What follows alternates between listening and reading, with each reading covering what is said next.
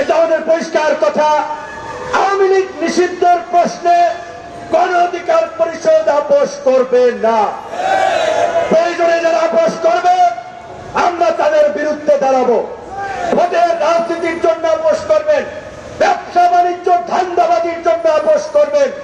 এই আপোষ যারা করছে গণমাধ্যমের ভাই বন্ধুদেরকে বলবো, নির্বাচন নিয়ে এত অস্থিরতার কিছু নাই বন্ধুগণ। নির্বাচন করবেন, প্রস্তুতি নেন, মাঠে থাকেন, সংগঠন করেন। কিন্তু পৃথিবীর ইতিহাসে স্বাভাবিকভাবেই এরকমের গণ অভ্যুত্থান, গণ বিপ্লবের পরে পরাজিত শক্তির অস্তিত্ব বিপ্লবীরা রাখে না। যদি আপনি রাখেন, এরাই আপনার জন্য ভবিষ্যতে কাটা হয়ে দাঁড়াবে, যন্ত্রণায় ভোগাবে। কাজেই আওয়ামী লীগ নিষিদ্ধের জন্য অন্যান্য রাজনৈতিক দলকে আমরা অনুরোধ করব, আওয়াজ তুলেন। নির্বাচন নিয়ে যত আওয়াজ দেখি, আওয়ামী লীগের বিরুদ্ধে তত আওয়াজ দেখি না।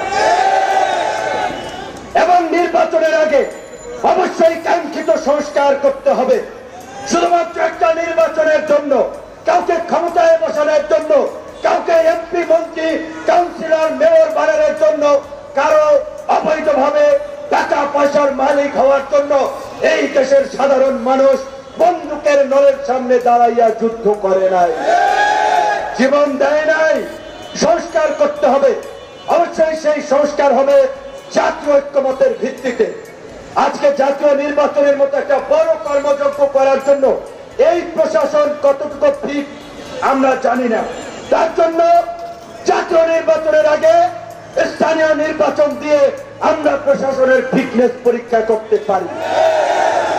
আমরা প্রশাসন এবং নির্বাচন কমিশনের নিরপেক্ষতা যাচাই করতে পারবো।